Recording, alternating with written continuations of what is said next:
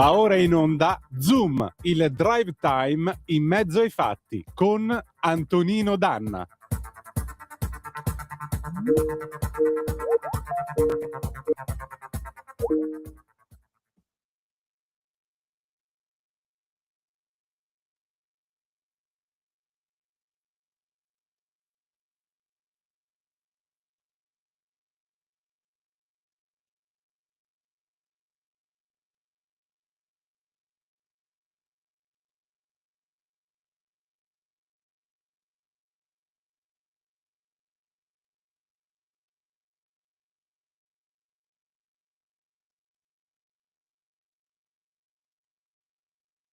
Villette abusive, abusi sessuali abusivi, tanta voglia di ricominciare, abusiva.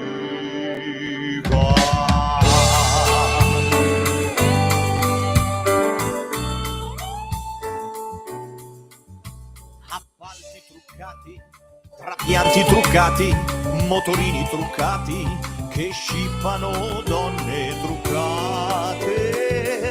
Il visagista delle dive adesso è l'altro.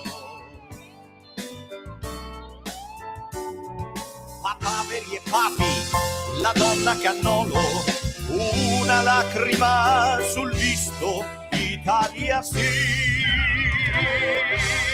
Italia no.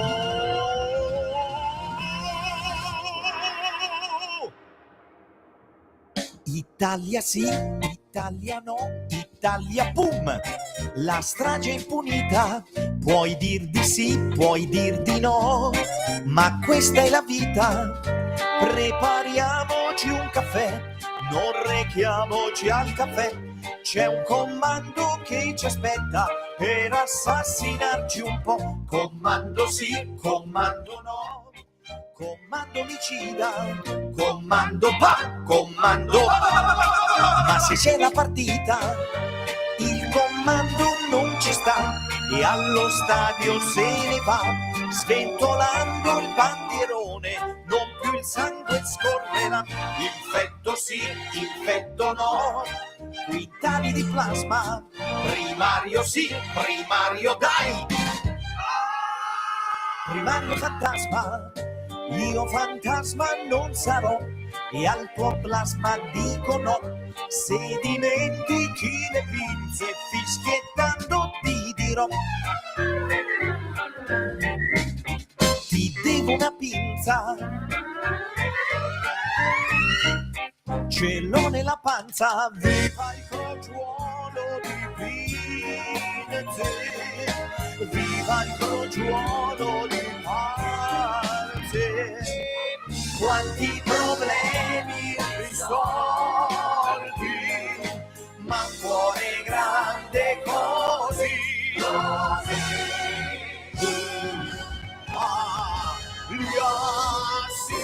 Italia no, Italia gname, se fai tu sbagli, Italia sob, Italia. Buonasera a te, cara Natalia. 30 anni, ragazzi, 30 anni. A me pare ieri, a me pare quel momento lì mentre lo stavo guardando alla televisione. Eli e le storie tese, La terra dei cachi, seconda, ma in realtà prima al Festival di Sanremo del 1996. 30 anni fa. Dio mio, com'è corso il tempo, ragazzi, veramente. Amiche e amici miei, ma non dall'avventura, buonasera, siete sulle magiche onde di Radio Libertà.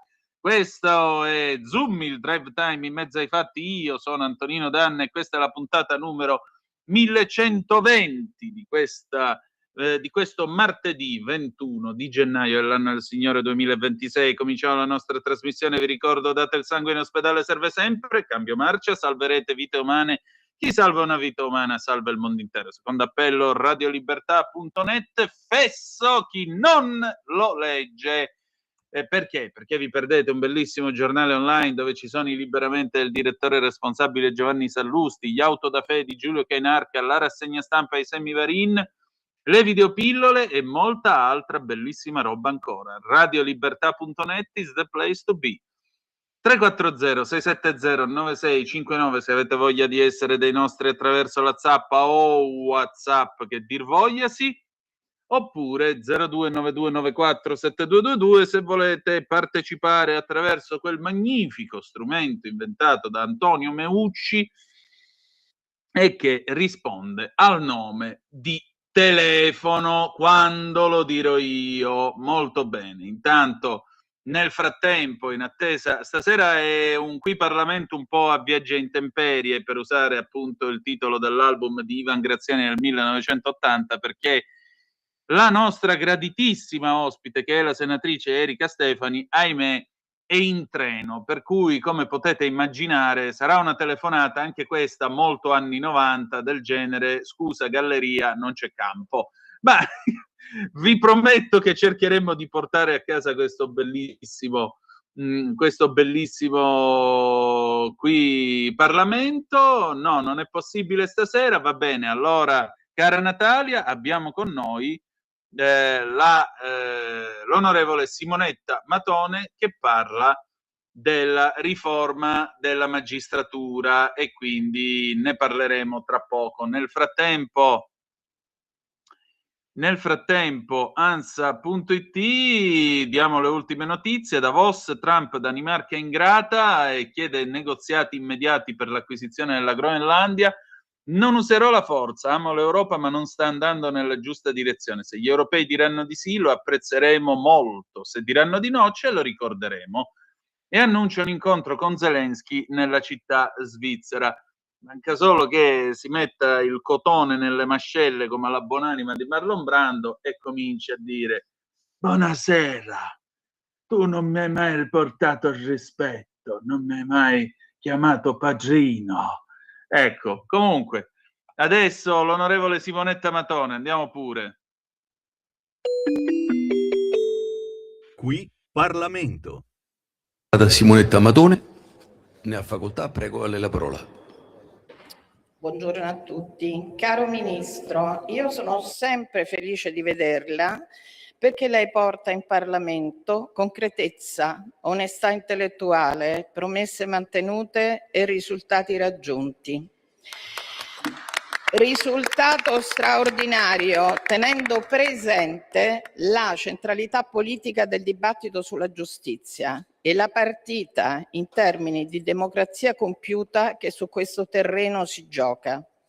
Io tratterò solo alcuni dei temi da lei esposti, non perché non sono degni di attenzione, ma perché mi concentrerò su quelli più politici e, se vuole, anche meno tecnici. Comincio dalla riforma costituzionale, quella cosiddetta della separazione delle carriere, che è finalmente arrivata in porto e che finalmente, dico finalmente perché non abbiamo paura noi del fronte del sì, del giudizio dei cittadini, ma lo auspichiamo, finalmente verrà sottoposta a referendum, cioè al giudizio dei cittadini, avversata, osteggiata in tutti i modi possibili, oggetto di una controinformazione basata su menzogne.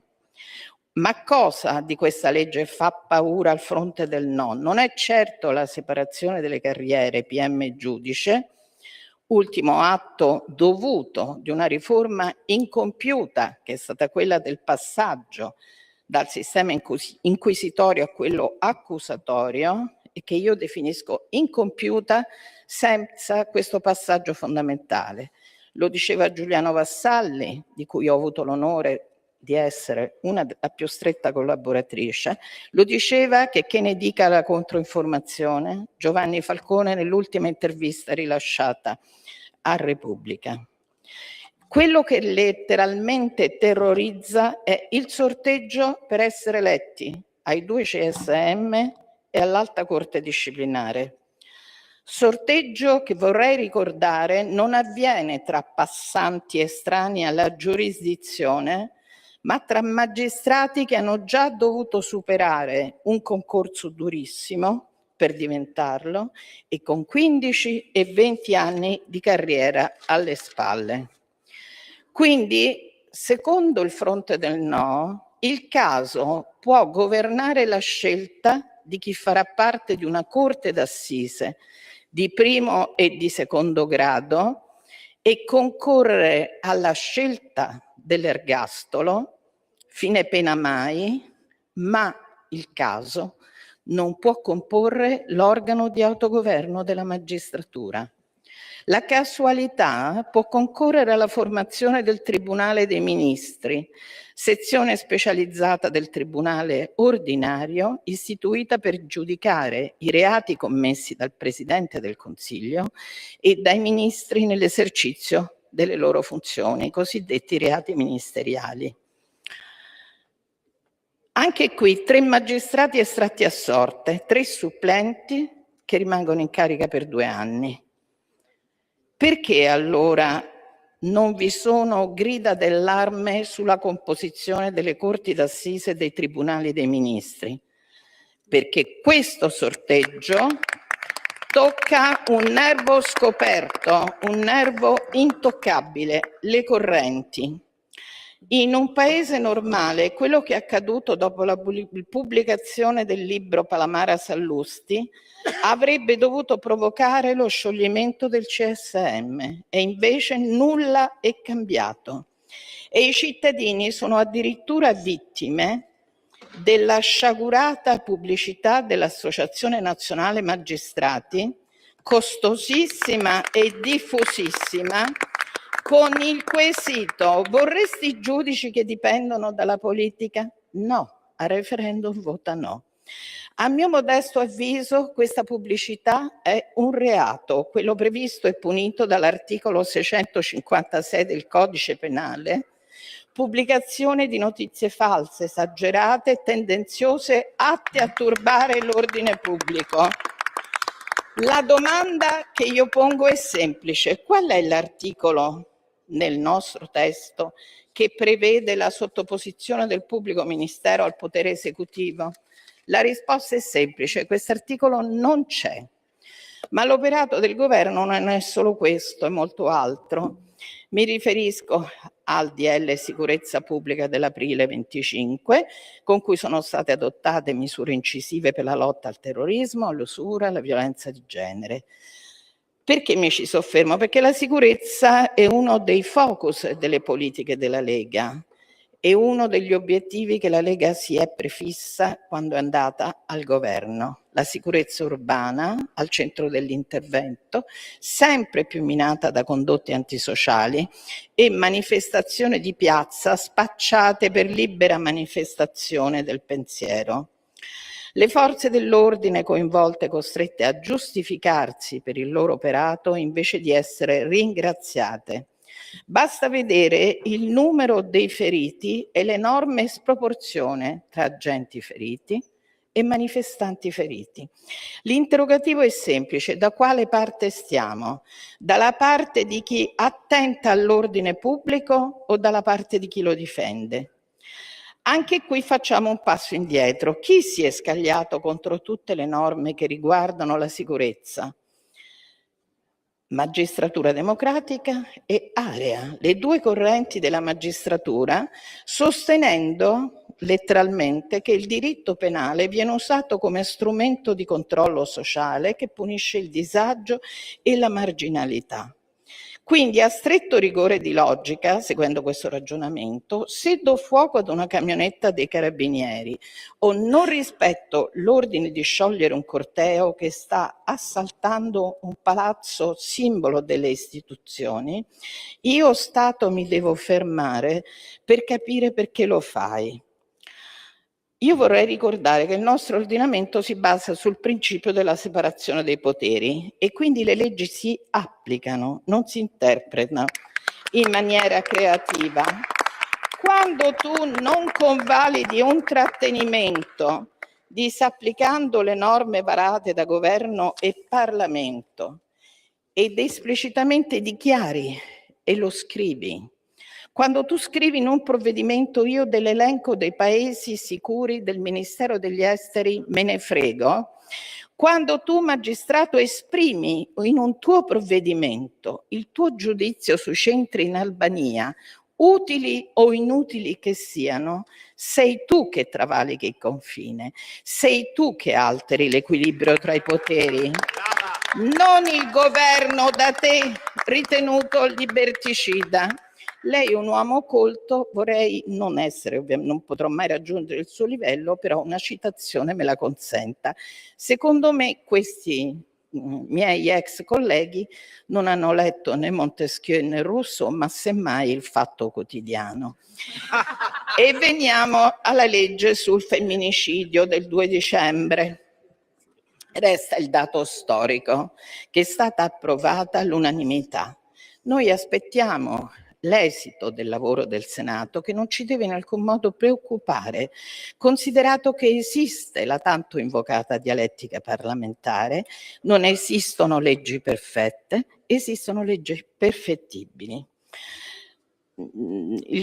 Ci siamo occupati anche della magistratura onoraria, è stato profondamente innovato il regime giuridico-economico del previdenziale, risolvendo e sanando criticità storiche e adeguando la disciplina a ciò che ci veniva richiesto anche dagli stessi giudici onorari. Abbiamo varato il decreto legislativo di tutela dei minori e delle persone vulnerabili, con cui sono state rafforzate le norme a favore dei minori, ma al tempo stesso io mi auguro fortemente, mi auguro fortemente che un testo di legge a mia firma e fortemente voluto da avvocati e famiglie affidatarie, che legittimi finalmente la partecipazione di queste famiglie al procedimento che riguarda i bambini, venga finalmente calendarizzato e approvato per evitare vicende come quella di cui lei si è occupato,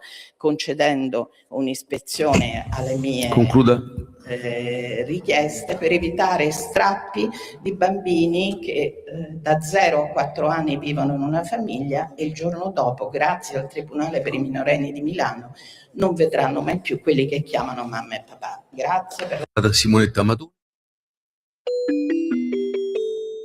Qui Parlamento. Lo amiamo perché ci offre sempre le cose più buone e naturali. Linea Alberto Acerbis. Problemi respiratori, tosse, raffreddore, tosse secca, tosse grassa. Abbiamo il prodotto che ti può aiutare. Bronco Free, la soluzione bevibile alla bava di lumaca, timo, verbena, altea, papavero e marrubio.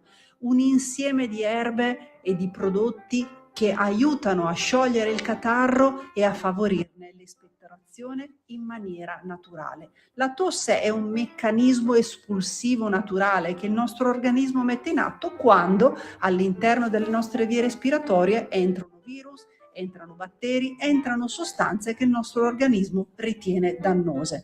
Come fare per calmare la tosse? Bisogna sciogliere il catarro e favorirne l'espettorazione attraverso un mucolitico naturale. La bava di lumaca, infatti, attraverso gli enzimi litici in essa contenuti, aiuta a sciogliere appunto il catarro e aiuta la sua espulsione. Abbiamo un'offerta straordinaria per voi stamattina. Se dite Ascolto Radio Libertà e chiamate lo 030 68 40 408, 3 flaconi di Bronco Free a 59 euro, e se dite Ascolto Radio Libertà voi non pagate le spese di trasporto e in più avete uno splendido omaggio. Chiamate adesso 030 68 40 408.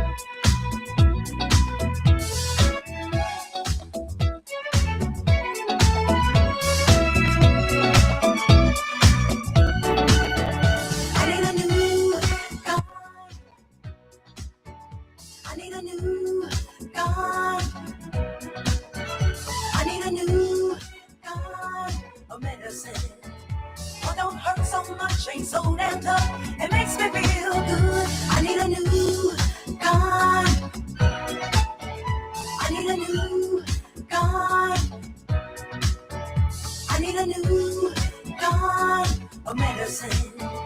One don't hurt so much, ain't so damn tough. It makes me feel good all over. Something, baby, about your love don't work for me.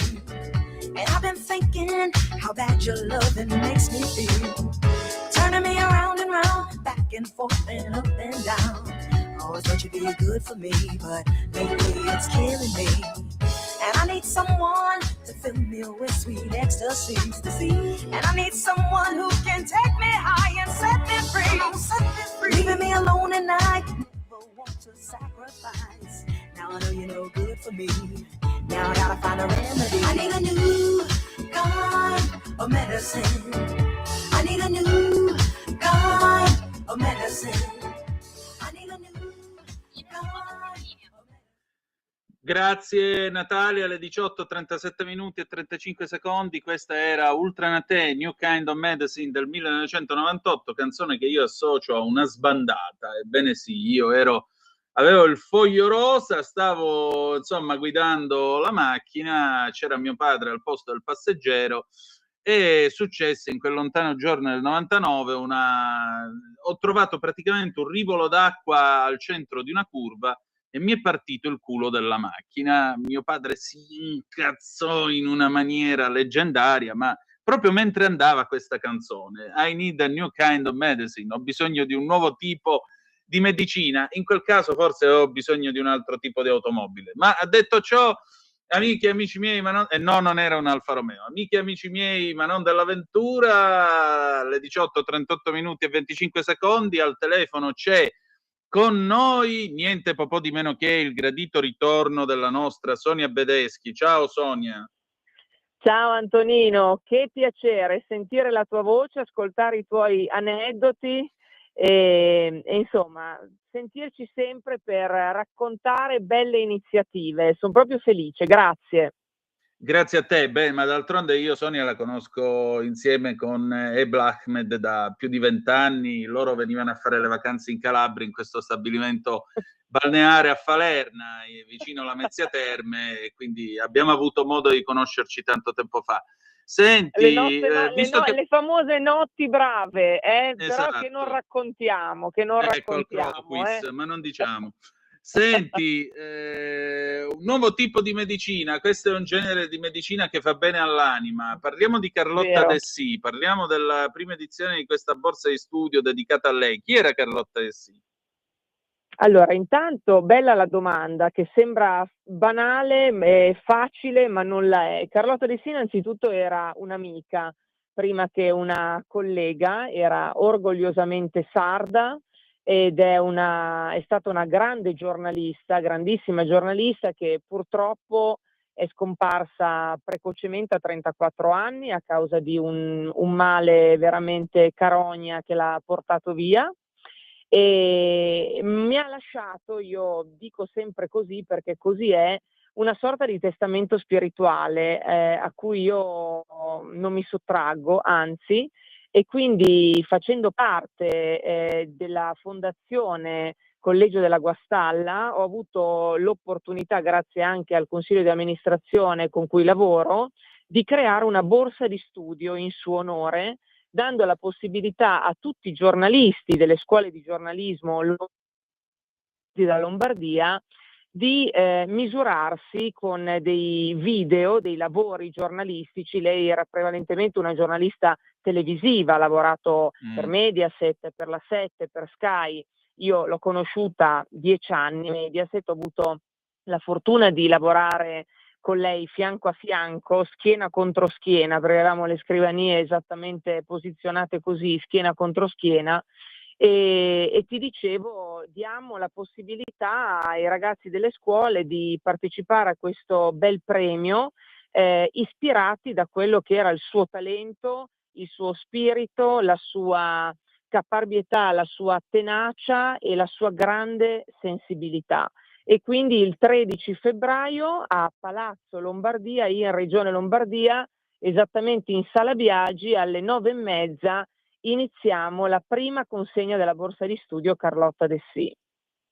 Ecco, e questa è Una bella cosa. Tra l'altro mi fa piacere ricordare che tu e un'altra grande amica di Roberta Dessila, collega Roberta Potasso, eravate Certo, venute in trasmissione proprio a Zoom a sì. parlare di Carlotta e insomma tu avevi espresso questa possibilità di fare qualcosa per ricordarla. Quindi a maggior ragione mi fa piacere che questo programma sia il primo a dare insomma questo avviso del fatto che ci sarà la cerimonia di consegna di questa prima edizione. E alla fine, in fondo, questo è un passaggio del testimone da colleghi a colleghi, perché non si smette mai di essere giornalisti. C'è una bella differenza tra fare i giornalisti Mhm. ed essere giornalisti. È un po' come essere preti, lo si è in eterno. Quindi, Sempre, bravo, è vero, eh, anch'io la penso così. Un giornalista lo è sempre. E il verbo essere è assolutamente azzeccato. esatto. Senti, in particolare, vabbè, è chiaro che non spoileriamo chi è che ha vinto, perché se no ci Ovvio che siamo... no. Guarda, mi prendi in questa intervista, casca fagiolo, io sono ancora in macchina, sto rientrando da Binasco, che è la sede dove c'è la sede della Fondazione Guastalla, e abbiamo rivisto ancora per la 20ª volta insieme al presidente Antonio Viscomi i video, no? Perché sono arrivate Sì. le valutazioni da parte dei giurati, quindi da parte di Andrea De Logu, direttore generale di Mediaset, di Alessandro Sallusti, Mario Giordano, Roberta Potasso, Chiara Maffioletti per il Corriere della Sera, e anche l'Ordine dei giornalisti chiaramente ha messo a disposizione il suo CDA per Ecco. valutare i lavori, però credimi, è difficile perché meritano tutti e 15, perché poi si misurano 30 ragazzi divisi in 15 coppie, quindi i vincitori saranno 2 sostanzialmente. Questa borsa di studio, che lo ricordo perché è bene ricordare che la Fondazione mette a disposizione 7.000 euro per la coppia vincitrice, che è pari alla retta annuale della Walter Tobagi, no? Per la scuola di giornalismo Tobagi. Sì. Quindi è un bel gesto, ma non è finita, perché siccome i lavori erano molto belli, mi è venuta la brillante idea, e me ne prendo i meriti, di come dire, dare altri 3 riconoscimenti come miglior storia, miglior montaggio e miglior narrazione, perché è veramente difficile scegliere tra tutti e volevamo dare la possibilità a più persone di farsi conoscere attraverso i loro lavori, che verranno proiettati nella giornata del 13 febbraio, e perché no, di aprirsi le porte a stage all'interno delle grandi redazioni, visto che avremo una giuria molto prestigiosa che lavora dentro a grandi redazioni. Senti, c'è un gioco un po' stantio, ma ancora molto praticato, che si fa nel meridione d'Italia quando nasce un bambino e si chiede sempre a chi assomiglia. Noi produciamo insomma libri, pezzi, trasmissioni, quello che vuoi tu, e in fondo sono qualcosa che si stacca da noi, un po' come dei figli che vanno in giro per il mondo e dureranno molto più a lungo di noi altri, ci auguriamo. In questi 15 lavori c'è del Sì. dessismo, ci rivedi un po' del tono di Carlotta? Hai trovato qualcosa del tono di Carlotta? Sì, guarda, ti dirò di più, ho trovato non solo lo spirito, quindi il modo, l'approccio che lei aveva di affrontare le varie situazioni, ma anche della terminologia, ti dirò di più, anche della terminologia, oltre che del piglio. Poi sai cosa? Carlotta io dico perché comunque ci accompagna sempre, no? Poi ognuno ha, come dire, una spiritualità tutta sua. Ci accompagna ogni giorno, no? E quindi le tematiche che affrontano i ragazzi sono tematiche in cui i ragazzi o le persone che intervistano, in cui osano, hanno come dire, il coraggio di intervistare un certo tipo, non ti svelo di chi sto parlando, perché altrimenti svelerei il titolo del pezzo, però hanno osato intervistare un certo tipo di persone, hanno osato buttarsi in certi tipi di situazioni, di realtà. E questo è importante perché, come dire, la capacità di buttarsi e di osare, di provare è fondamentale per un giornalista, e questo era proprio un distintivo di Carlotta, quindi osare, ma sempre con garbo, con con eleganza, con educazione, ecco, con educazione, e portare a casa veramente l'anima dell'intervistato e l'anima della situazione che si andava ad affrontare, a raccontare. Sai, qui mi fai pensare a una cosa che scrive Giovanni Arpino in Azzurro Tenebra del 77, e lui scrive, dice: si gioca tutto sull'anima, sia che si tratti dell'ultima notizia che del gemito del Papa morente. Qualcuno da qualche parte capirà. Secondo te chi è che capirà da tutto questo? Guarda, certamente io credo che, allora, ti dico questo, Antonino, noi l'anno scorso, lo sai, abbiamo lanciato la borsa di studio di Carlotta con un video dove lei si raccontava, no? Io penso che lei, attraverso la sua voce, attraverso i suoi servizi, sia arrivata direttamente al cuore degli studenti, che poi lei stessa da sola, dall'alto, sta indirizzando, sta guidando. Io penso questo, la sua grande forza è questa, che lei dall'alto comunque sta orientando verso la direzione che vuole lei. E questa è una cosa molto importante, perché tante volte noi ci illudiamo che i morti non ci siano più, in realtà i morti molto spesso ci sono più dei vivi in determinate situazioni.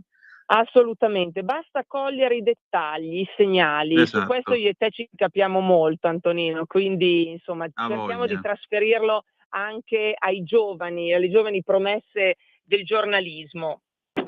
Senti, va bene, allora, ricapitolando il nostro appuntamento con la prima edizione della borsa di studio dedicata a Carlotta Dessì, e aspettiamo tutti il 13 di febbraio, è un venerdì, accredito alle 9:30 al nucleo 4 di Palazzo Lombardia, quindi in Regione Lombardia, poi si sale tutti al primo piano in Sala Biagi fino alle 12:30. Benissimo, che dire di più? Io ti ringrazio, ho il piacere di vederci e sentirci presto, e avanti così.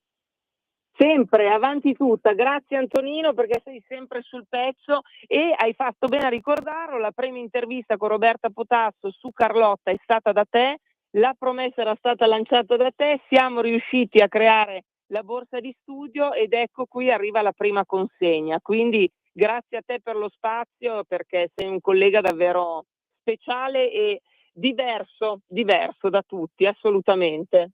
Grazie, a disposizione. Grazie ancora. Un abbraccio, ciao Antonino, ciao a tutti. Ciao.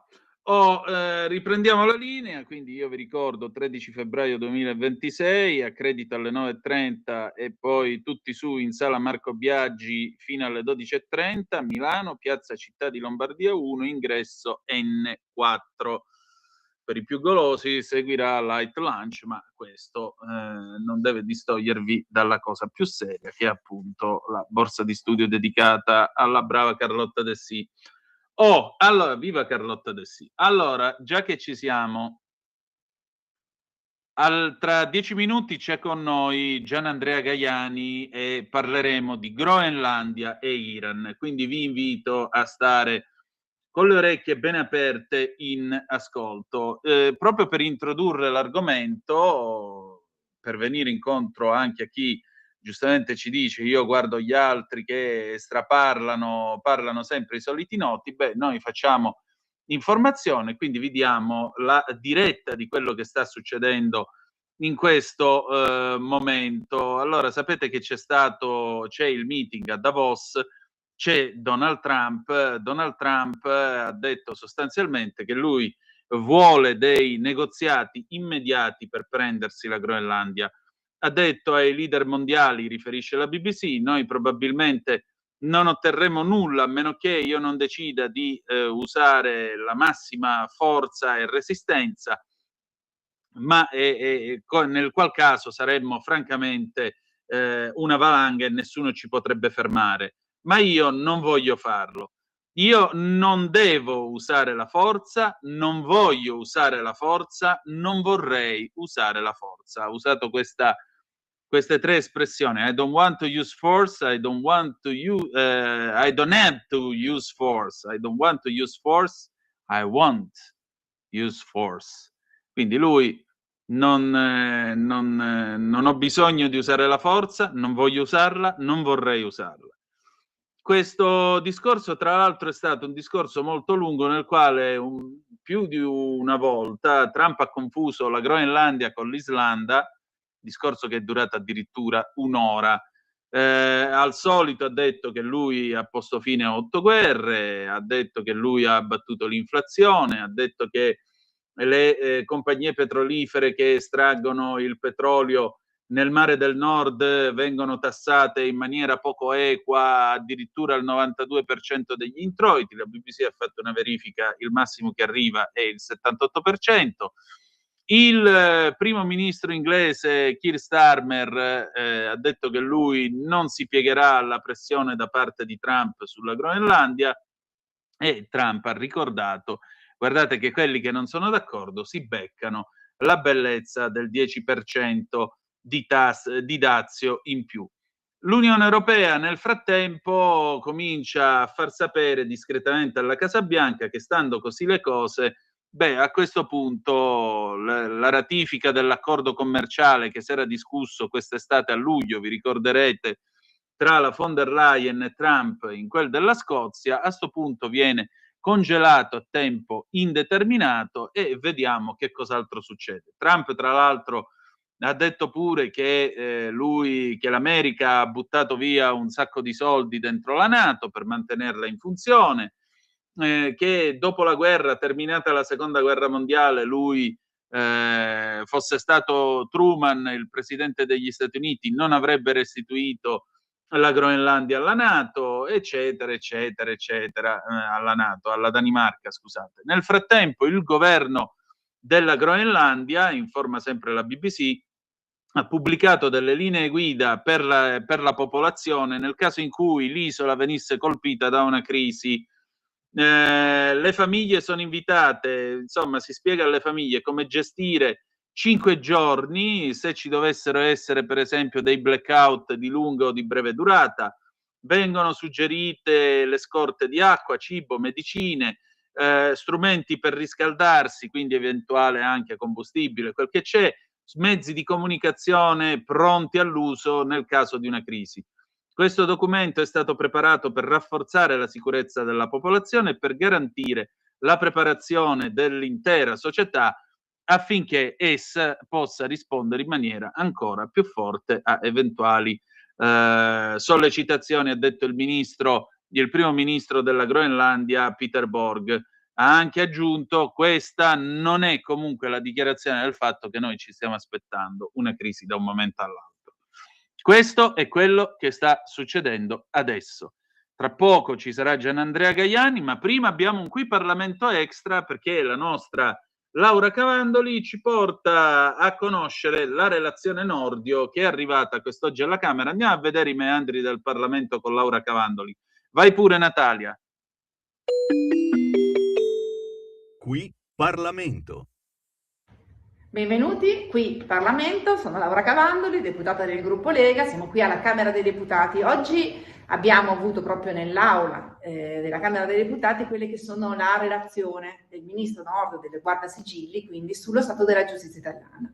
Di solito sono comunicazioni, sono una relazione molto lunga perché si va veramente a sviscerare quelli che sono tutti i problemi della giustizia italiana, che vanno, devo dire, dalla copertura degli organici. Qui il Ministro Nordio è stato chiarissimo nel dire che come magistratura finalmente, esauriti i concorsi in corso, arriveremo alla copertura dell'intero numero programmato dei magistrati in servizio. Non è mai successo, quindi devo dire che anche questo è un grande successo del governo Meloni. E poi, non ultimo, si è parlato delle pagine più preoccupanti, più tristi della giustizia, che sono quelle dei suicidi in carcere. Non è un traguardo, non è un successo, perché anche solo una persona che viene a mancare all'interno del carcere, che si toglie la vita, è una sconfitta per lo Stato e per la funzione riabilitativa che deve avere il carcere. Però abbiamo visto numeri diminuire. Ci sono 2 carceri nuove, uno anche nella mia Emilia Romagna, a Forlì, quindi si va nella direzione di migliorare anche quello che sono le condizioni di vita della popolazione carceraria, oltre che a chi lavora, quindi gli agenti della polizia penitenziaria, che salutiamo e che sempre ci sono vicini, anche a Radio Libertà, devo dire, ci danno sempre molte testimonianze, molti aiuti per capire la complessità della vita in carcere. Quindi si sono viste varie fasi, vari aspetti della giustizia, ma come sempre accade, siamo in un momento elettorale, siamo in un momento in cui dobbiamo rendere conto alla popolazione, ai cittadini, rispetto a quello che è un importante appuntamento elettorale. In realtà è proprio il referendario, il referendum sulla giustizia, un referendum costituzionale, un referendum confermativo. Si voterà domenica 22 marzo e lunedì 23 marzo. Chiaramente noi parlamentari del gruppo Lega e di maggioranza, andiamo a difendere il nostro voto in Parlamento, un sì che va finalmente a rinnovare la magistratura, ma non a smembrare. Addirittura è stato detto oggi in aula, a mettere l'attività del pubblico ministero, quindi del magistrato accusatore che si occupa dell'accusa, sotto l'egida del governo, del potere esecutivo. Ecco, assolutamente no. Noi siamo assolutamente coerenti con l'indirizzo della Costituzione, che prevede 3 poteri: il potere legislativo spetta al Parlamento, il potere esecutivo spetta al governo, il potere giudiziario spetta ai giudici, che sono quelli che devono controllare o intervenire se le norme non sono applicate. Questo chiaramente è un compito importante, che però prevede l'indipendenza di questi poteri. Lo ha detto molto bene la collega Simonetta Matone in aula, ha detto che comunque le norme si applicano e non si interpretano, ed è la prima regola che deve essere soddisfatta dai magistrati. Le discussioni, ho detto, in aula si sono susseguite proprio su questo referendum costituzionale, e devo dire perché per prima l'ANM, l'Associazione Nazionale Magistrati, si è impegnata a fare una campagna referendaria per il no, un no politico, per una battaglia politica che addirittura, e su questo devo dire, sui temi ha coinvolto partiti, esponenti di partiti dell'opposizione, non mi piace dire di sinistra, ma dell'opposizione, che avevano un'idea fino a 2, 3, 4 anni fa completamente diversa.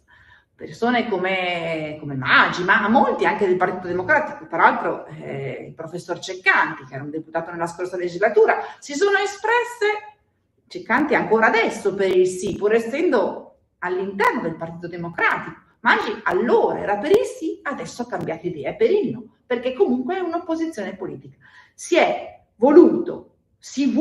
Dalle opposizioni vogliono cambiare una battaglia per un referendum, per una riforma della magistratura più giusta, in una battaglia politica.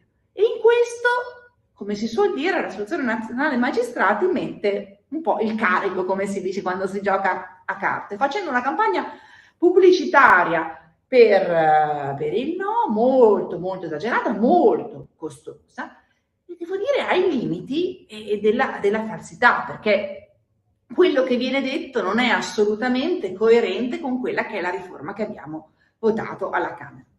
Concludo velocemente, perché so che i tempi anche della radio non sono così ampi. Effettivamente noi vorremmo capire dove sono le incongruenze che ci vengono contestate, quando invece sappiamo benissimo come le correnti che adesso comandano all'interno del CSM, sia i trasferimenti, sia chiaramente gli avanzamenti di carriera, e diciamo soprattutto all'interno delle procure, chi comanda all'interno delle procure, questi verranno assolutamente mandati via, scacciati, con un CSM elettivo.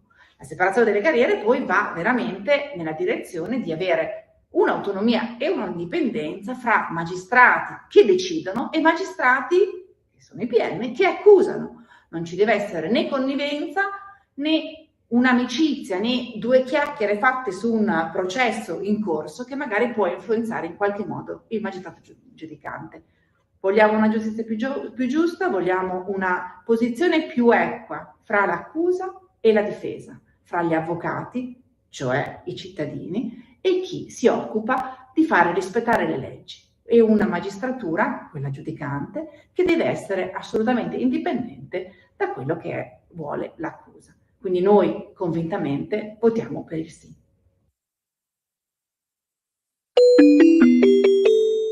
Qui Parlamento. Sempre più liberi. Con la tua radio è il nuovo sito che mette in prima pagina opinioni, firme, notizie, uno sguardo nuovo e originale sui fatti che ci circondano. Il nuovo quotidiano online. Semplicemente radiolibertà.net. Antonino, di nuovo a te la linea. Grazie cara Natalia, alle 19:02:12. Grazie a Laura Cavandoli del suo tempo e come sempre della sua partecipazione a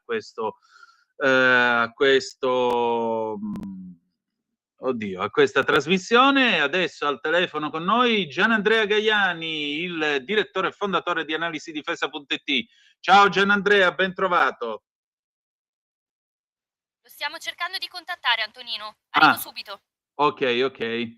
Benissimo. Allora, nel frattempo, direi che se sei pronta andiamo con diritto e rovescio del nostro Pierluigi Magnaschi, implacabile come sempre. Vai pure.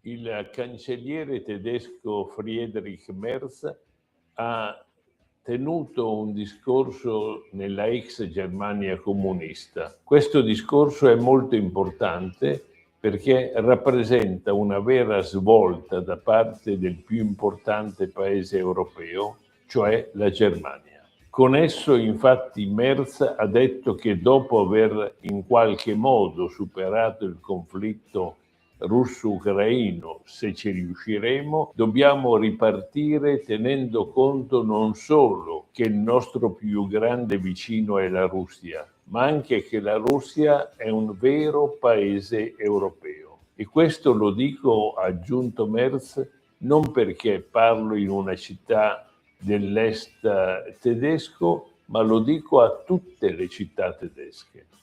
Se riusciremo in questo obiettivo, ha detto ancora Merz, allora potremo costruire un'Europa più forte, più libera e più sicura. E questo, ha aggiunto sempre Merz, il mio augurio per il 2026.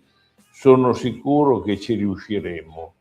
Con queste idee la pace in Ucraina è sicuramente più vicina.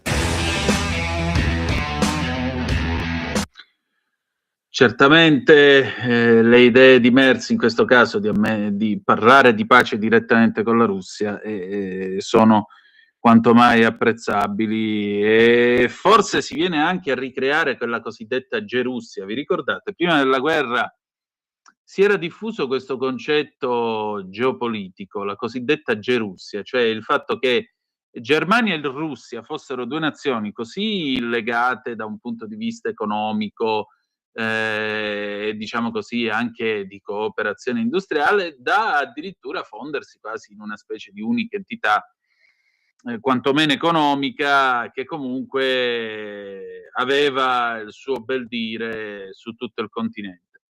Vedremo anche questo, vedremo che cosa succederà.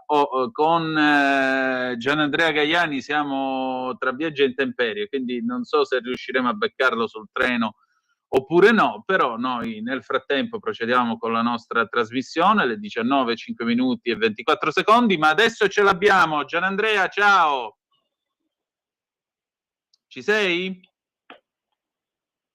Pronto? Vediamo un po' se riusciamo ad avere con noi Gianandrea Gaiani, direttore di analisidifesa.it. Ci sei? Buonasera, Eccoti, buonasera. ben trovato. Grazie. Gianandrea, grazie veramente doppio per la tua pazienza e anche per le condizioni un po' eccezionali in cui si svolge questo collegamento. Allora, a che punto è la notte sulla Groenlandia, Gianandrea? Il punto è che di positivo c'è che Trump nel suo discorso fiume a Davos, dove ha fatto anche molte gaffe, ha chiamato anche la Groenlandia Islanda, li ha confuse almeno 4-5 volte, discorso fatto a braccio, ha escluso di voler usare la forza per prendere la Groenlandia, per prendere l'isola. Il governo danese ha apprezzato, ma ha fatto presente che però le ambizioni di Trump, dell'America, di prendersi l'isola restano tutte intatte. E quindi potremmo forse pensare che non ci sia, se vogliamo dare credito a quello che dice Trump, ma sai, Trump dice delle cose oggi, altre diverse domani, non intende usare la forza e quindi almeno non avremo una guerra fra europei o fra danesi e americani per il controllo della Groenlandia. Intanto in Groenlandia hanno cominciato a distribuire un opuscolo per far fronte a situazioni di crisi, no? Un po' come quello che aveva distribuito l'Unione Europea in caso di invasione russa, no? Come resistere 5 giorni chiusi in cantina, sì, con queste cose qua. I insomma, soldi però, contanti. Sì, le riserve d'acqua, di cibo, queste cose, insomma, ecco, da emergenza bellica o comunque da grande calamità, insomma. Per cui diciamo che le tensioni restano con l'Europa sicuramente, con alcune nazioni europee. Trump ha deriso, oggi ha deriso tanta gente, ha deriso l'Unione Europea, ha deriso Macron, che effettivamente fa dichiarazioni molto dure verso Trump per la questione della Groenlandia, però poi ha mandato a Trump un messaggino in cui: caro amico mio, perché dobbiamo litigare per la Groenlandia? Facciamo un bel vertice del G7 a Parigi, a cui Trump ha detto che non andrà, e però poi Trump cosa ha fatto? Ha preso il messaggino cordiale di Macron e l'ha messo sui suoi social, su Truth, quindi Macron fa il duro a uso e consumo dei partner europei e della sua opinione pubblica, e poi però con Trump fa il morbido, quindi insomma l'Europa non sta uscendo bene da questa disastrosa vicenda della Groenlandia, che mette in luce sostanzialmente due cose: che gli americani non sono più i nostri alleati, e penso che fosse evidente già almeno dal 2011, dalle primavere arabe dal mio punto di vista, e che la UE e la NATO sono strutture che possono continuare ad esistere, avere le loro insegne, pagare stipendi, ma sono strutture ormai decadute, finite.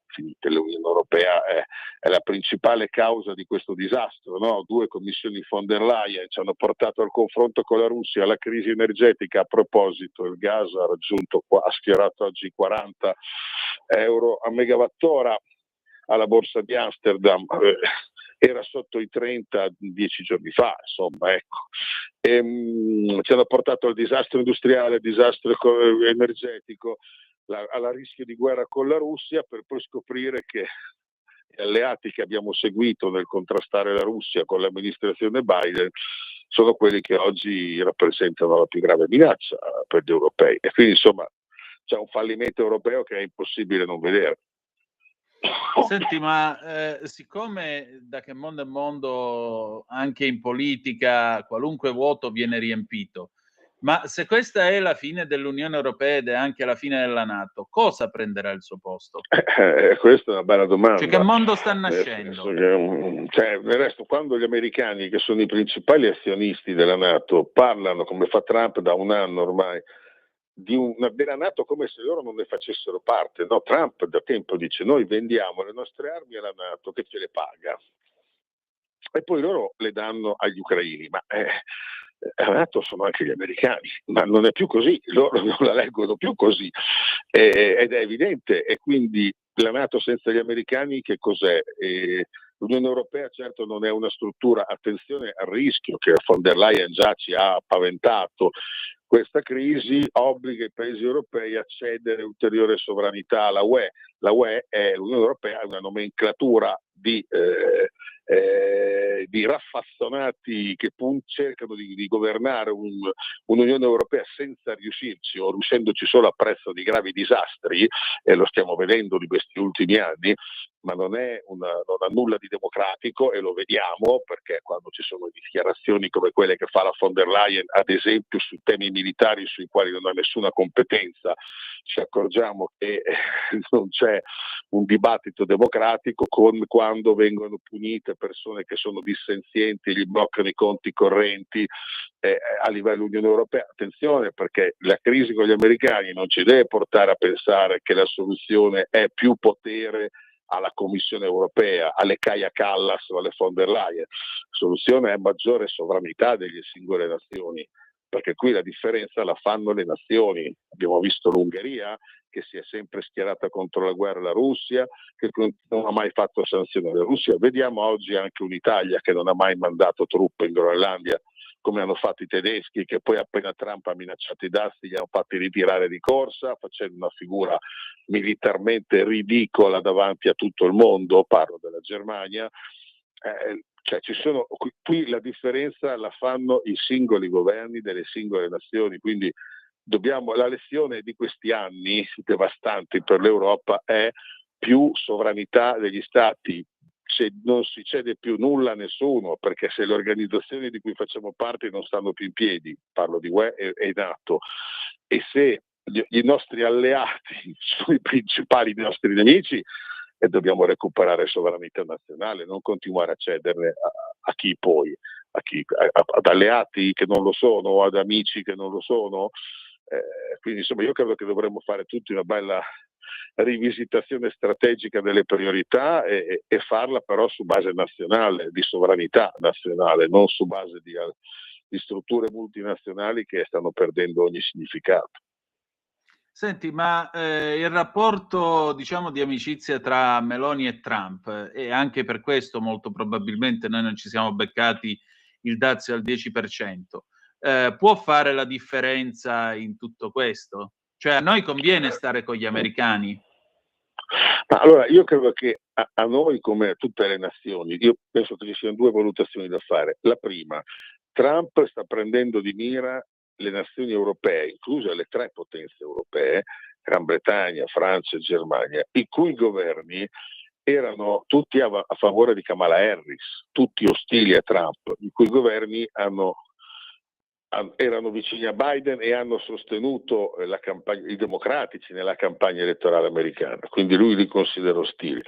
Poi detto questo, io credo che ogni nazione debba gestirsi oggi in Europa, in questo momento soprattutto, dei rapporti bilaterali con le grandi potenze in un contesto di equilibrio. Cioè noi abbiamo bisogno di avere, io penso al caso dell'Italia, in questo senso vedo una differenza rispetto ad altre nazioni europee, un ottimo rapporto con Trump che ci può fornire qualche supporto, un ottimo rapporto con la Cina, stiamo migliorando anche i rapporti con è ora di riprendere le relazioni con i russi, perché se, attenzione, dopo che abbiamo rinunciato all'energia russa, di fonte russa, per seguire l'ennesima devastante e criminale sciocchezza dell'Unione Europea, se oggi Trump per fare pressioni su di noi riduce le forniture di gas liquido americano che già ci costa una barca di soldi, ma che ci siamo impegnati a comprare dagli Stati Uniti per 750 miliardi di dollari in 3 anni come Europa,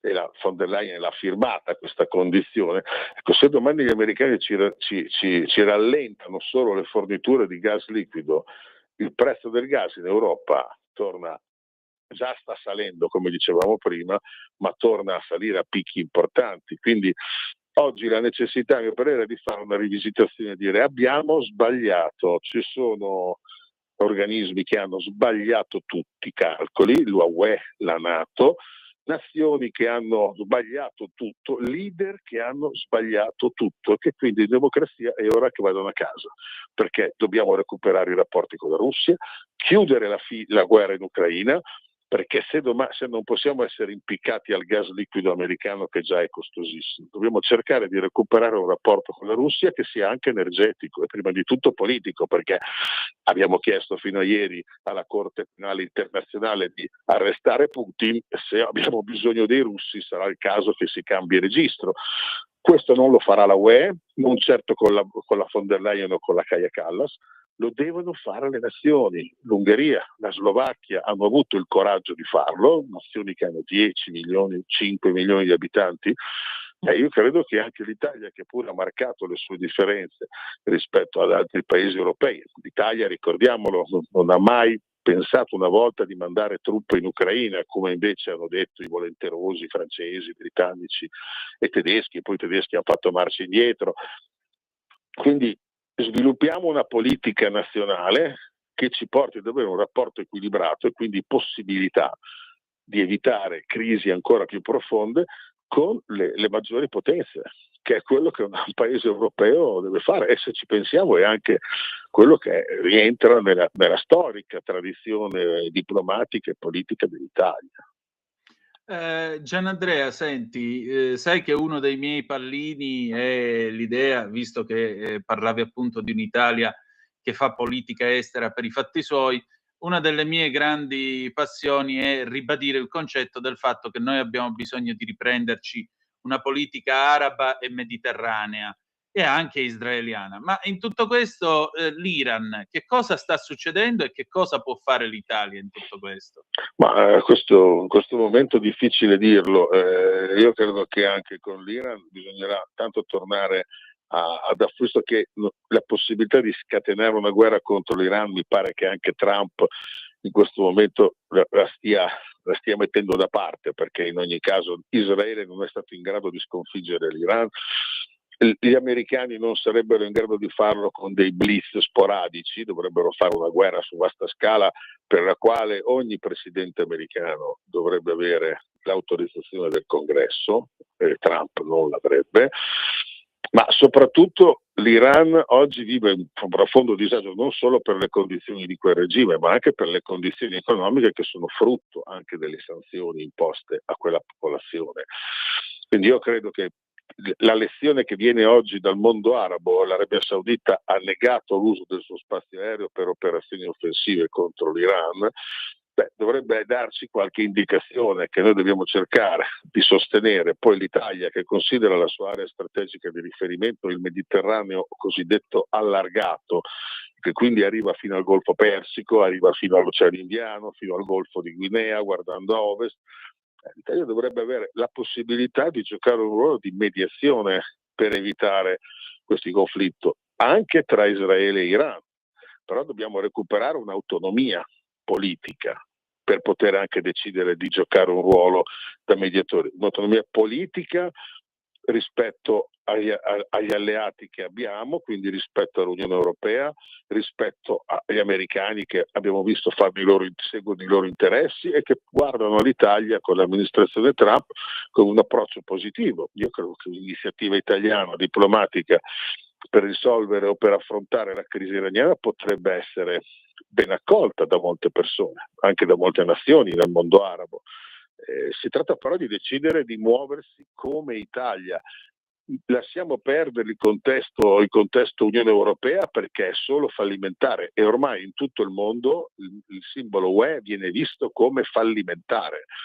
Cioè, tutto il disastro che abbiamo combinato in questi anni, il mondo intero l'ha guardato, l'ha visto, le pressioni che abbiamo fatto sulle nazioni che avevano ancora rapporti commerciali con la Russia, che non facevano sanzioni alla Russia, penso alla Serbia, il mondo intero l'ha visto.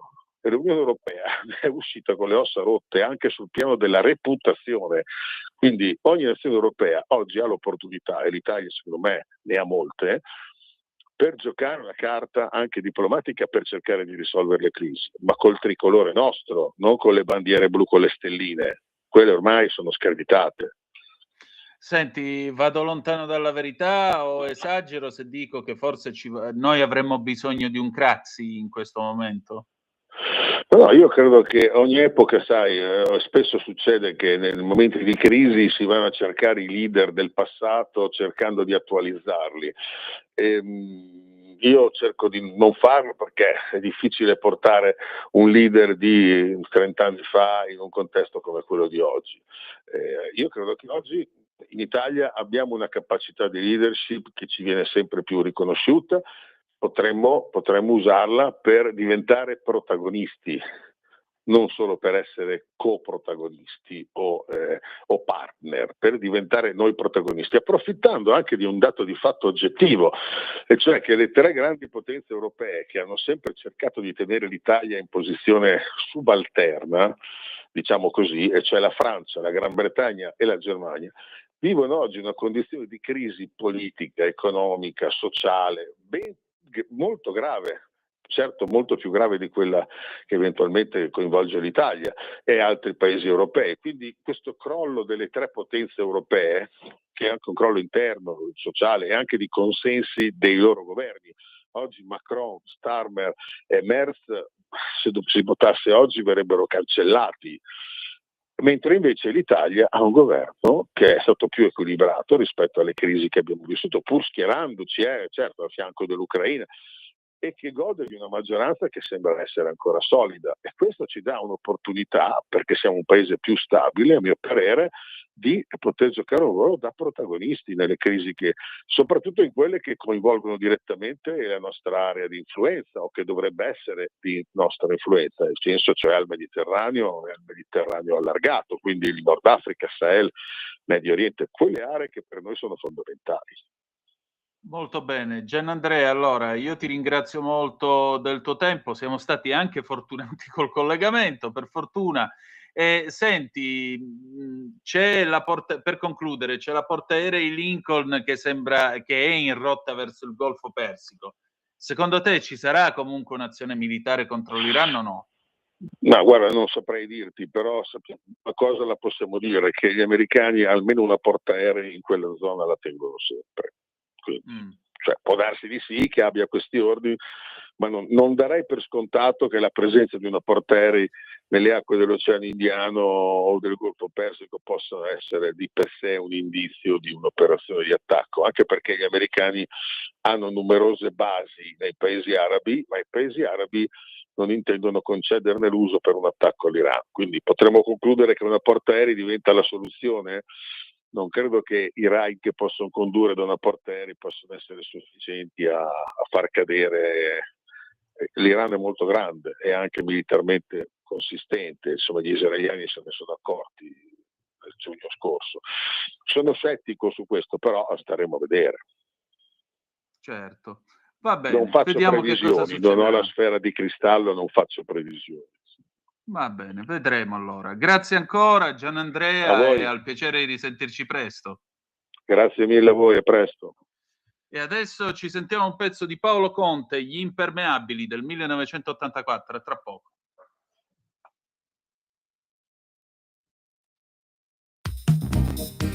Mucambo, serrande abbassate, pioggia sulle insegne delle notti andate. Devo pensarci su, ma dipenderà.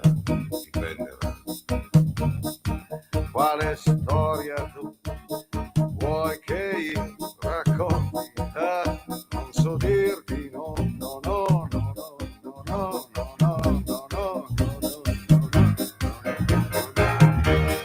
E ricomincerà come in un rendezvous.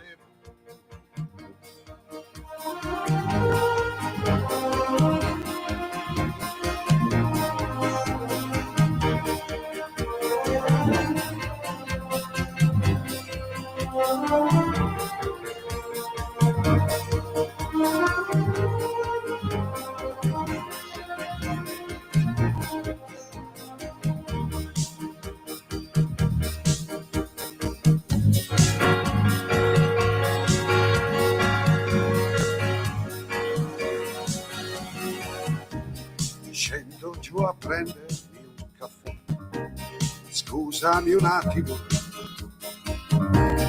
passa una mano di così sopra i miei lividi,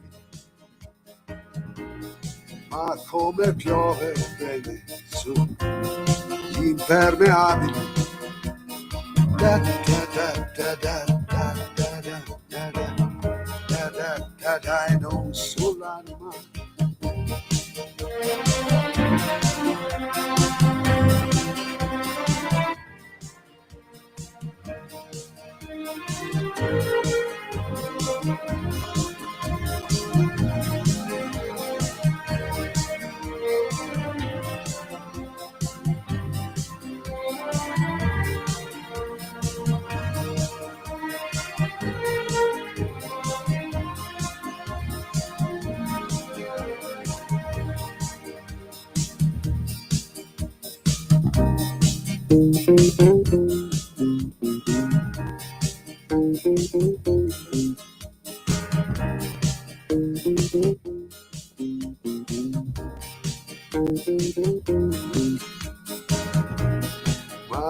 come piove bene su, impermeabili. E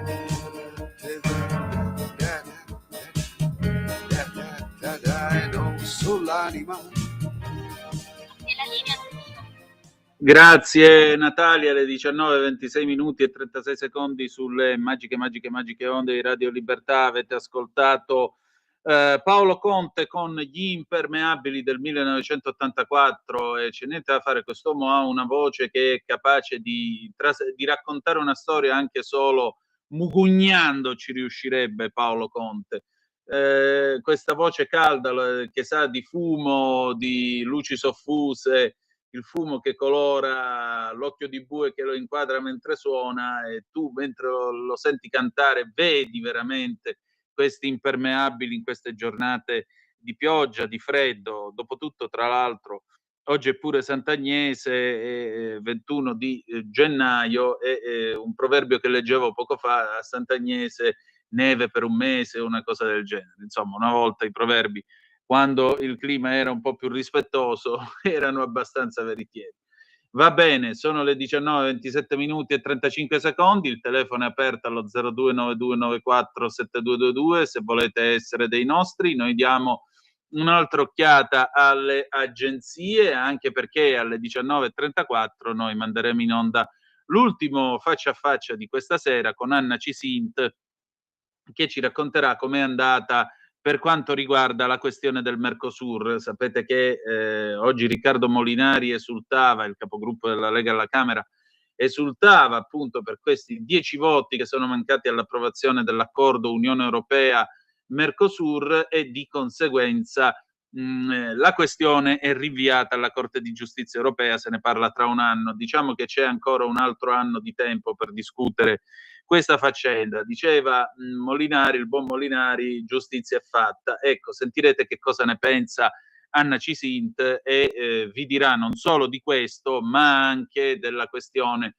della rotta balcanica. Orbene, noi già che ci siamo, 19:28 minuti e 40 secondi, vi dicevo come si dice, vi dicevo dell'ANSA, sempre l'apertura è sempre Trump che dice che la Danimarca è ingrata. Una volta c'era del marcio in Danimarca, ora c'è l'ingratitudine. Il Parlamento europeo sospende l'intesa sui dazi con gli USA, poi ancora passa il trattato commerciale, passa il blitz dell'Eurocamera contro il Mercosur, l'accordo va alla Corte di Giustizia UE.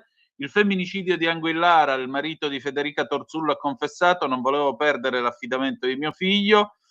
Lagarde ha abbandonato la cena con Lutnick dopo le critiche all'Europa, tensioni per le frasi del segretario al commercio USA, che ha detto che sostanzialmente l'Unione Europea non serve a niente e non conta niente. In una grotta in Indonesia scoperta la pittura rupestre più antica di 67.800 anni fa, e il contorno di una mano trovata in una grotta in Indonesia. Diamo un'ultima occhiata, ecco qua, questa è veramente una curiosità, non c'è più religione, verrebbe da dire. L'ANSA, l'offerta in chiesa diventa digitale pure a Santa Maria Maggiore, nella Basilica Papale non un semplice POS ma un vero e proprio hub digitale. Andare presto in pensione, l'abitudine di cercare una moneta in tasca o nel borsellino per lasciare l'offerta in chiesa.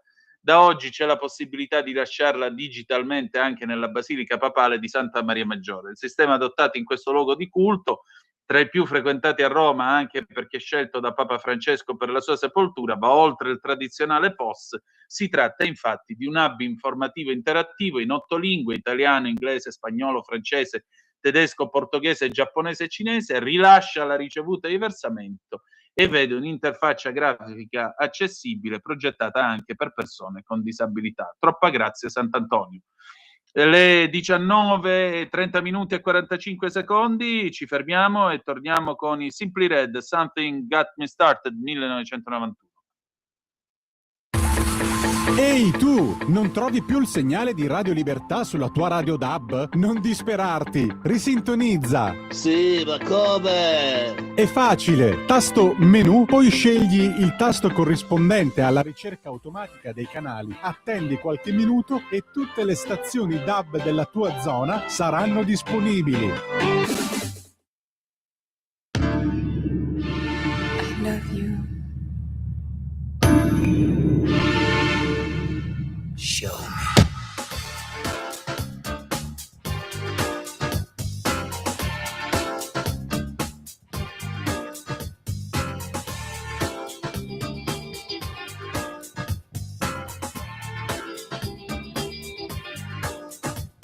Something got me started. You know that I will love you. Lately since we parted, I truly know that I need you. I give it all up for you. I give it all up for you. I give it all up for you. I give it all up for you. I give it all up for you. Yes, I give it all up for you. Yes, I give it all up for you. Yes, I give it all up for you. Yes, I would.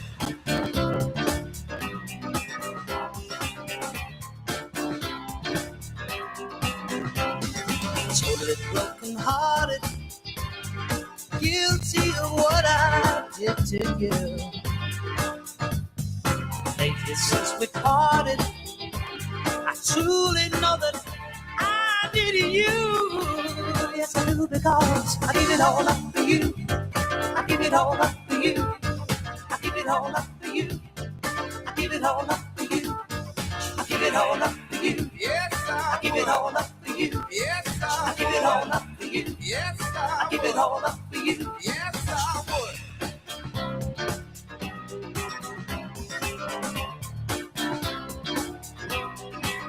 Come on.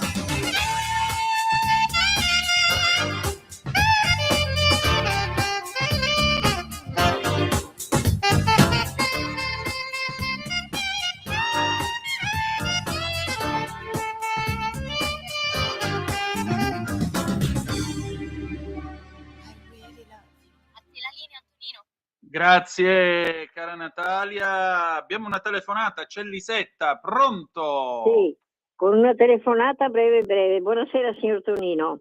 Allora, su Imaranza volevo dirle qualcosa. Sì. Ora basta, vanno rimpatriati signor Tonino. Imaranza, soggetti nordafricani che molestano criminosamente, secondo me, i cittadini italiani, oltretutto minorenni, abbigliati, dico io, in stile americano e non europeo, formando gang in attività nulla facente, presumibilmente disertando le scuole, pensando immaturamente, sempre secondo me, di essere i padroni di questo mondo. Questi soggetti devono essere educati e se riluttanti al paese che li ospita, dovranno essere rimpatriati, ovvero sbattuti in carcere minorile assieme ai loro genitori.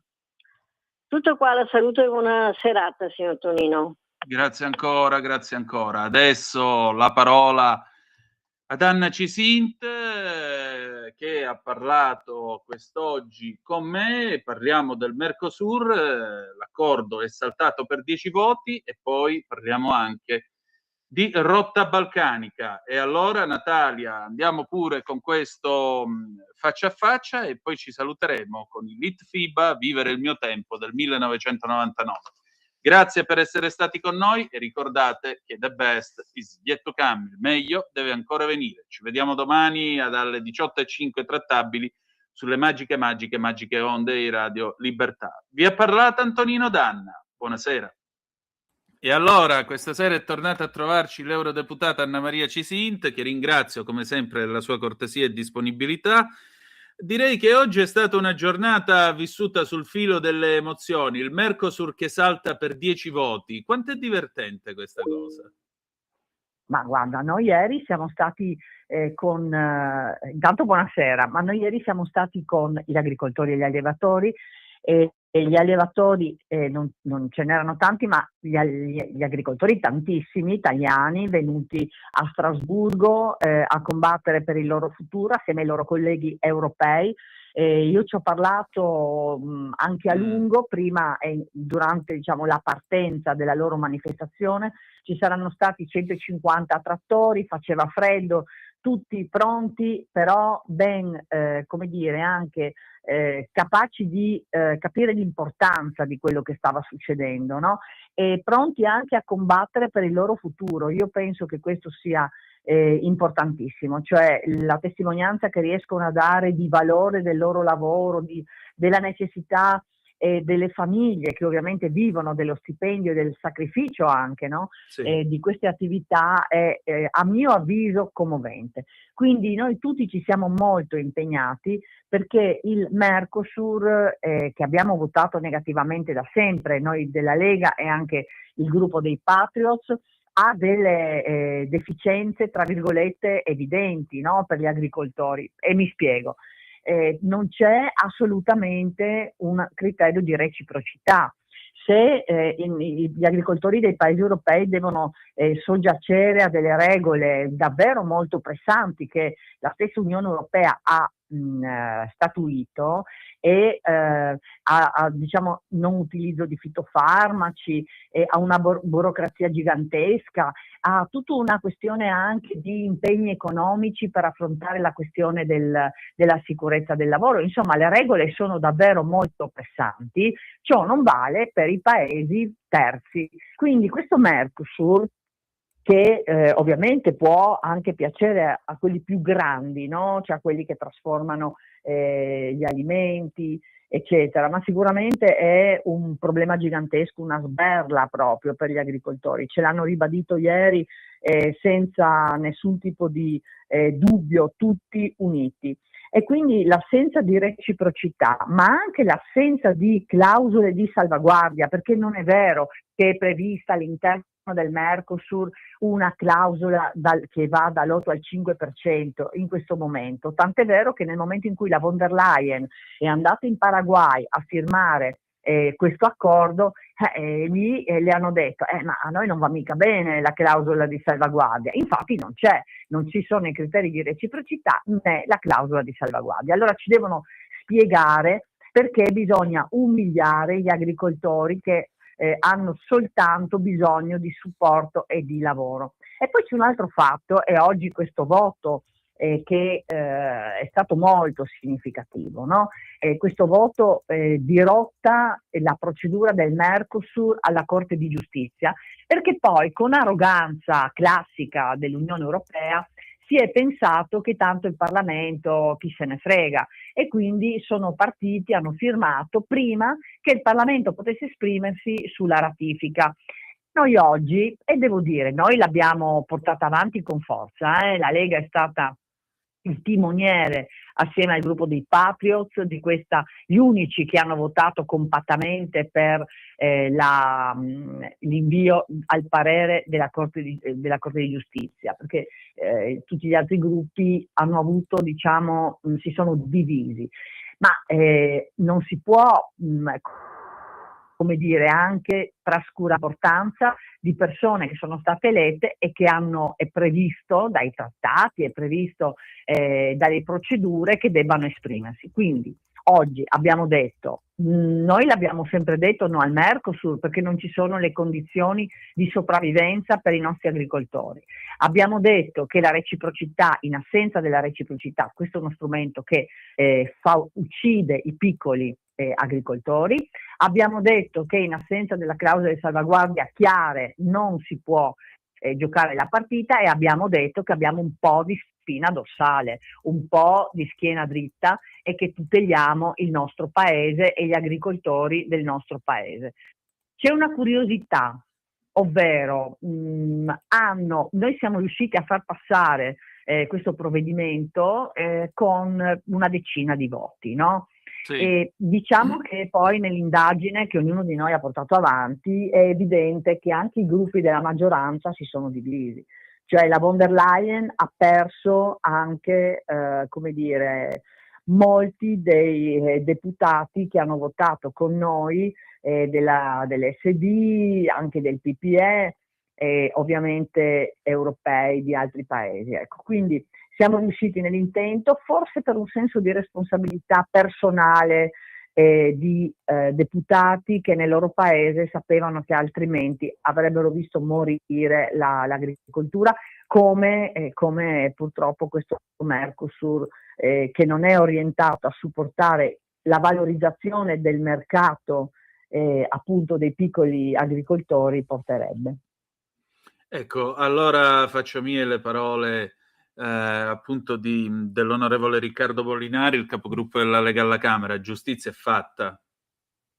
Beh sì, diciamo che io ormai quando vengo a Strasburgo in particolare, no? Anche è successo a Bruxelles con la vicenda delle vongole, però guardate, trascurare quello che succede in Unione Europea e le vittorie che stiamo portando a casa noi quest'anno e che abbiamo portato a casa e che stiamo portando a casa sono gigantesche, perché condizionano poi anche ovviamente il fatto che non dobbiamo soggiacere a delle regole che ci ucciderebbero. Quindi sì, giustizia è fatta. E se posso aggiungere, da cittadina del Friuli Venezia Giulia e cittadina che lavora comunque per il nord-est, no? La mia circoscrizione è quella, ma questo vale per tutta Italia, un'altra vittoria oggi.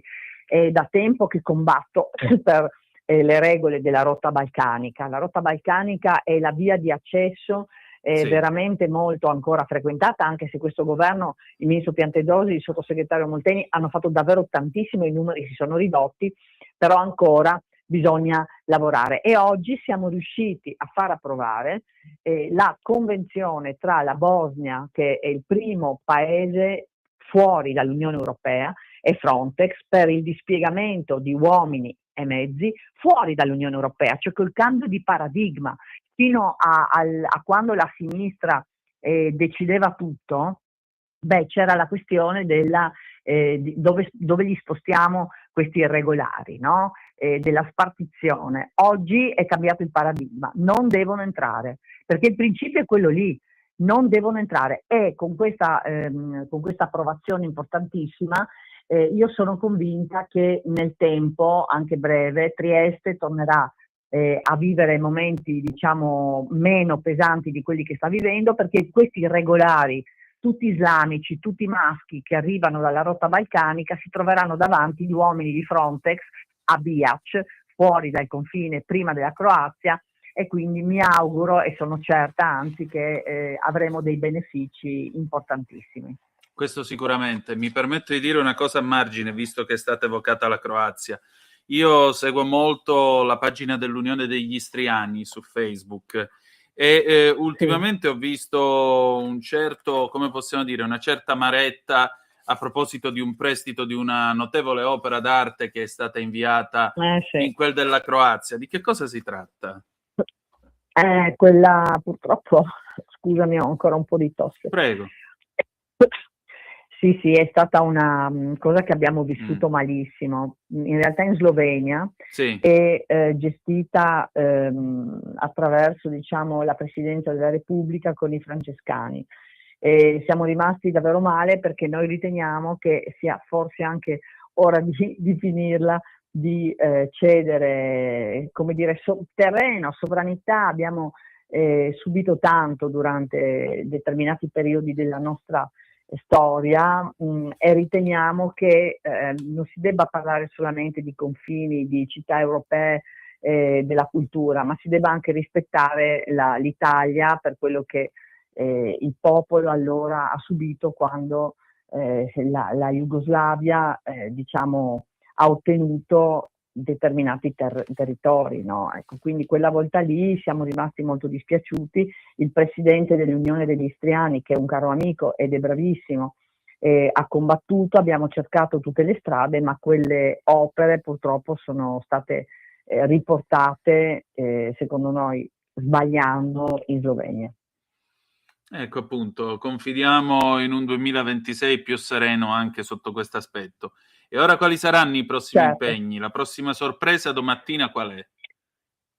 Ma intanto domani c'è ancora una giornata di voto qui in Parlamento a Strasburgo, e domani probabilmente non passerà, però insomma il messaggio alla von der Leyen va dato forte. C'è anche il voto per, come dire, di sfiducia, no?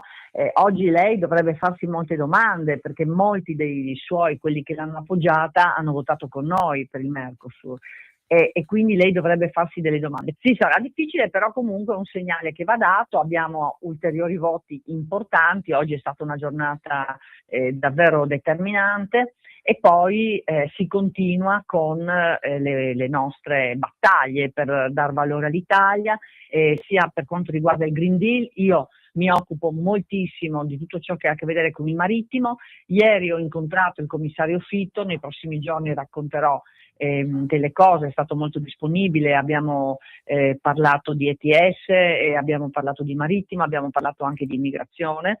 E quindi diciamo si sta lavorando molto. Poi il 30 a Trieste facciamo un grande evento, io, la Sardone e la Ceccardi, con il giornalista Poletti, e torneremo a raccontare che cosa significa per l'Italia la radicalizzazione, quali pericoli si corrono, cosa significa la rete degli imam, cosa significa i finanziamenti e il lavoro che stiamo facendo per tutto ciò che ha a che vedere con il pacchetto Islam, che verrà come dire, abbinato al pacchetto sicurezza di cui si stanno occupando al Ministero degli Interni, in particolare il nostro sottosegretario Molteni, che è davvero bravo.